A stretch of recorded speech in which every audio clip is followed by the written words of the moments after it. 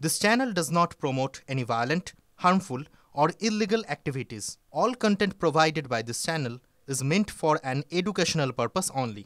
আপনাদের মনে আছে যে 25শে নভেম্বর সোমবার তৃণমূলের জাতীয় কর্মসমিতির বৈঠক ছিল। সেই বৈঠকে দলের রাজ শক্ত হাতে নেওয়ার বার্তা দিয়েছিলেন তৃণমূল নেত্রী মমতা বন্দ্যোপাধ্যায়। শৃঙ্খলা রক্ষা কমিটির সদস্য থেকে মুখপাত্রের তালিকা সবেতেই প্রবীণদের ভিড়। 2রা ডিসেম্বর আবার এক সোমবার। এবার তৃণমূল বিধায়কদের সঙ্গে বৈঠকে কড়া বার্তা মমতার। এবারও বোঝালেন দলের রাশ কিন্তু রয়েছে তার হাতেই। সঙ্গে জল্পনা নাম্বার 2 অভিষেক বন্দ্যোপাধ্যায় কি কোণঠাসা? তৃণমূলে জল্পনার ঘূর্ণি। 21শে জুলাইয়ের মঞ্চ থেকে দলের রদবদলের ইঙ্গিত দিয়েছিলেন সর্বভারতীয় সাধারণ সম্পাদক অভিষেক বন্দ্যোপাধ্যায়। আমি পুরসভার কাউন্সিলরের টিকিট পাবো, আমার ওয়ার্ড থেকে আমি জিতবো, আর লোকসভা বিধানসভায় দল প্রত্যাশিত আর আশা নিরূপ ফল করবে না, আপনার বিরুদ্ধে দল ব্যবস্থা নেবে, যত বড় নেতার ছত্রছায়ায় আপনি থাকুন। আগামী 3 মাসের মধ্যে এর ফল আপনারা দেখবেন, 3 মাসের মধ্যে। সেই রদবদল এখনো হয়নি। শনিবার আমতলা সভার পর অভিষেক বলেছেন, আমার কর্তব্য আমি করেছি। আমি বারবার বলছি দলের সিদ্ধান্ত, নেত্রীর সিদ্ধান্ত শিরোধার্য। এবার তিনি কবে করবেন তিনি জানেন। সেপ্টেম্বর মাসেই আমি পাঠিয়ে দিয়েছি। দলের কাছে সেপ্টেম্বরে রদবদলের তালিকা পাঠিয়েছেন অভিষেক। এদিকে ডিসেম্বর এসে গেল।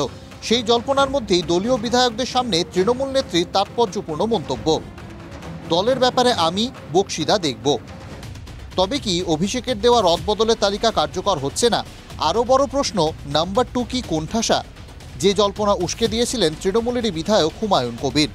অভিষেক বন্দ্যোপাধ্যায়েরই বা কেন সেখানে যোগ্যতা কোথায় নেই যে অভিষেক বন্দ্যোপাধ্যায়কে কেউ কোণঠাসা করবে, কোণঠাসা করার চেষ্টা করবে, আর সেটাকে আমরা মেনে নেব? এবার মুখ্যমন্ত্রী সরাসরি বিধায়কদের হুঁশিয়ারি দিয়ে দিলেন। বললেন, দলীয় শৃঙ্খলা না মানলে শোকজ করা হবে। এমন কোনো মন্তব্য করবে না যাতে দল বিপাকে পড়ে, অন্যথায় আমি অ্যাকশন নেব। ত্রিস্তরীয় শৃঙ্খলা রক্ষা কমিটি তৈরির পর এখনো পর্যন্ত একজন তৃণমূল নেতাই শোকজের নোটিশ পেয়েছেন, ভরতপুরের বিধায়ক হুমায়ুন কবির। কি বলেছিলেন হুমায়ুন? পার্টি হিসাবে অভিষেক বন্দ্যোপাধ্যায়ের অভিষেক হওয়ার দাবি আমি রেখেছি। সেই সঙ্গে পুলিশ মন্ত্রীও অভিষেক বন্দ্যোপাধ্যায়কে চেয়েছি। ফুল টাইমের একজন পুলিশ মন্ত্রী। ছাত্র যুব সংগঠনের রদবদলের ইঙ্গিত দিয়েছেন মমতা বন্দ্যোপাধ্যায়। বলেছেন, আমি ছাত্র যুব সংগঠন সাজিয়ে দেব। অতি সম্প্রতি তৃণমূল ছাত্র পরিষদের সভাপতি তৃণাঙ্কুর ভট্টাচার্যের পদে থাকা নিয়ে প্রশ্ন তুলেছিলেন প্রবীণ সাংসদ কল্যাণ বন্দ্যোপাধ্যায়। আর তৃণমূল ছাত্র পরিষদের সভাপতি, তার মুখ থেকে কোনো ভাষা নেই, কোনো কথা নেই। আনবিলিভেবল, আমি ভাবতে পারছি না কার আশীর্বাদের মাথায় আছে যে এখনো তৃণমূল ছাত্র পরিষদের সভাপতি থাকে। তৃণমূলের অন্দরে তৃণাঙ্কুর অভিষেক ঘনিষ্ঠ নেতা হিসেবেই পরিচিত। তবে কি তৃণাঙ্কুরের ডানা ছাটা সময়ের অপেক্ষা? সোমবার আরও একজনের ডানা ছেটেছেন তৃণমূল নেত্রী। তিনি উত্তর 24 পরগনার জেলা সভাধিপতি অশোকনগরের বিধায়ক নারায়ণ গোস্বামী। পদ অটুট, কিন্তু লক্ষণ রেখা টেনে তৃণমূল নেত্রী বলেছেন, তুই তোর বিধানসভা এলাকার বাইরে নাক গলাবি না। ইদানিং হুঁশিয়ারি দিয়ে বারবার শিরোনামে এসেছেন নারায়ণ গোস্বামী। আপনি এলাকার পুঁটে মেম্বার বা পাড়ার একটা হোমরা চোমরা প্রধানও বাবা ল্যাস ভুলে মোটাই গেছে, ও কেউ কাটতে পারবে না। অভিষেক বন্দ্যোপাধ্যায় কুচ করে চাচি দিয়ে কেটে দেবে, মা বলার সময় পাবেন না। অর্থাৎ এখানেও অভিষেক যোগ। এমনকি দলের ভোট কুশলী সংস্থা তৃণমূল নেতৃত্ব পে ওসব প্যাক ফ্যাক জানি না, এলাকা ভিত্তিক অনেক ভুল তথ্য আসছে, আমি যে তথ্য পাবো সেই অনুযায়ী সিদ্ধান্ত নেব। অত্যন্ত তাৎপর্যপূর্ণ, তার কারণ 2019-এর পর এই ভোট কুশলী সংস্থাকে এনেছিলেন অভিষেক বন্দ্যোপাধ্যায়। এই ভোট কুশলী সংস্থার সঙ্গে কাজ করেই কিন্তু সাফল্য এসেছিল 2021-এ। ওয়ান অ্যান্ড অনলি, এটাই কি বারবার বোঝালেন তৃণমূল নেত্রী? আমরা আজ বহুদিন ধরে শুনছি ব্যানার্জি পরিবারের মধ্যে বিরাট অশান্তি লেগেছে, সমস্তটাই ক্ষমতা দখল নিয়ে।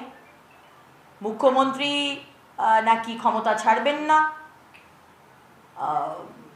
অভিষেক ব্যানার্জি উনি ক্ষমতা এখনই দখল করতে চান।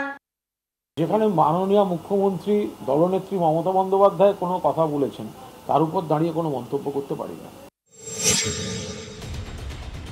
সমীক্ষক সংস্থার কাছে মুখ খুলতেও বারণ করলেন মমতা বন্দ্যোপাধ্যায়। একটা কথা স্পষ্ট করে দিলেন, 2026-এর আগে ছাত্র, যুব এবং দলের সংগঠন, তার সমস্তটারই শেষ কথা তিনি। ক্যামেরায় দীপঙ্কর দাশগুপ্তর সঙ্গে সৌরভ গুহ, TV9 বাংলা, কলকাতা। রীতিমতো অনুগামীদের কাঁধে চেপে পঞ্চায়েত সমিতিতে ফিরলেন কে? আরাবুল ইসলাম। সঙ্গে নিয়ে এলেন গোষ্ঠীদ্বন্দ্ব।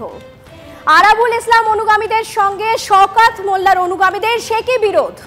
বিবৃতি পাল্টা বিবৃতিতে একেবারে সরগরম রাজনীতি।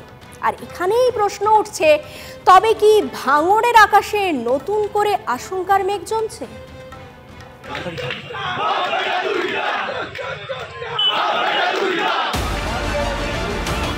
দলকে কঠোর শৃঙ্খলায় বাঁধার বার্তা দিয়েছেন তৃণমূল নেত্রী মমতা বন্দ্যোপাধ্যায়, কিন্তু কালীঘাট থেকে 35 কিলোমিটার দূরে ভাঙড়ে কি সেই বার্তা পৌঁছয়নি? ভাঙড় 2 নম্বর পঞ্চায়েত সমিতিতে আরাবুল ইসলামের কামব্যাকের দিন। যেভাবে তাঁর বিরুদ্ধে স্লোগান উঠল, ভাঙড়ের তৃণমূল পঞ্চায়েত বিধায়ক শওকত মোল্লার সঙ্গে আরাবুলের বিরোধ ফের প্রকাশ্যে এলো। তাতে এই প্রশ্নটাই ক্রমশ বড় হয়ে দাঁড়াচ্ছে।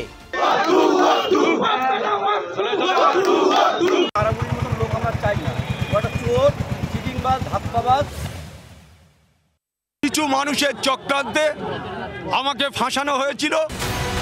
টানা 10 মাস ভাঙড় পঞ্চায়েত সমিতির বাইরে আরাবুল ইসলাম। আদালতের নির্দেশে সোমবার অনুগামীদের কার্যত কাঁধে চেপে তিনি ফেরেন পঞ্চায়েত সমিতিতে। ছিল কড়া পুলিশি নিরাপত্তার ঘেরাটোপ। বলা হয় যে গোষ্ঠীদ্বন্দ্বের শিকার হয়ে কার্যত ভাঙড় ছাড়া হয়ে গিয়েছিলেন। গত বছর ফেব্রুয়ারি মাসে তাকে গ্রেপ্তার করা হয় বিজয়গঞ্জ বাজারে পঞ্চায়েত নির্বাচনের সময় আইএসএফ নেতাকর্মী খুনের অভিযোগে তাকে গ্রেপ্তার করবার পর জুন মাসে তিনি জামিন পান। কিন্তু জামিন পাওয়ার পরও ভাঙড় 2 যে পঞ্চায়েত সমিতির সভাপতি হিসেবে তার কিন্তু কার্যত তিনি সেখানে ঢুকতে পারেননি।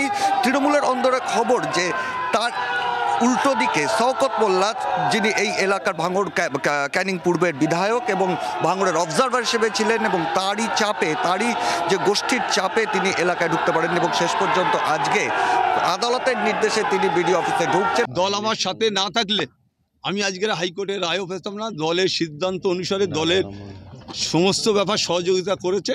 আমি এখানে এসছি। আমি আবার বলছি, যে বলছে তাকে ঘাড় ধরে দল বের করে দেয়। দলকে কালিমালিপ্ত করেছেন এবং দলকে যাতে হারাতে পারে তার জন্য একাধিক চেষ্টা করেছে।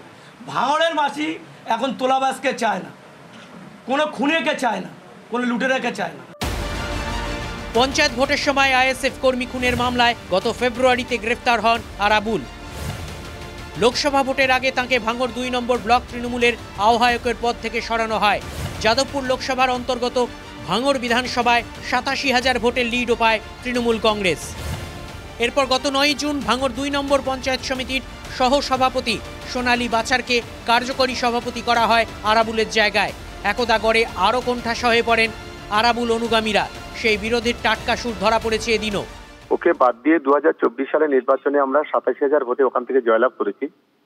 ফলে এ সমস্ত ব্যান্ড ওসব অকেজো হয়ে গেছে, ওদের কোনো গুরুত্ব আছে বলে আমি মনে করি না। এ কি বলছো, আমরা গুরুত্ব দিতে নারাজ।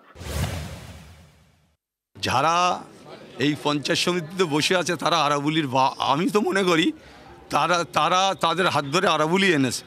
এখন কিছু ক্রিমিনাল, কিছু মোস্তান এর মধ্যে ঢুকে গেছে। তারা তাদের মতো কথা বলবে। আগামী দিনে ভাঙড় পথ চালাবি আরাবুল ইসলাম, যে যাই বলুক। 10 মাস পরে পঞ্চায়েত সমিতিতে গিয়েও সভাপতির ঘরে ঢুকতে পারেননি আরাবুল। বিডিওর অফিসে বসেই সারেন আলোচনা। এরই মধ্যে আরাবুলের আইনজীবী ফিরোজ এডুলজি পৌঁছে যান ভাঙড় 2 নম্বর পঞ্চায়েত সমিতির দপ্তরে। ভাঙড়ের রাজনৈতিক সমীকরণে এতদিন পর ফের আরাবুল বনাম তার বিরুদ্ধ গোষ্ঠী, যেটা শওকত মোল্লার গোষ্ঠী হিসেবে পরিচিত, তারা কিন্তু মুখোমুখি যুযুদান 2 পক্ষ। আর সেই জায়গা থেকে আজকের দিনে অশান্তি না হলেও ভবিষ্যতে ভাঙড়ে যে অশান্তি হতে পারে সেই আশঙ্কাটা কিন্তু জোরালো হয়ে উঠছে। ক্যামেরায় গৌরব এবং অভিজিতের সঙ্গে সিজার, সুপ্রিয় এবং সত্যজিতের রিপোর্ট, TV9 বাংলা।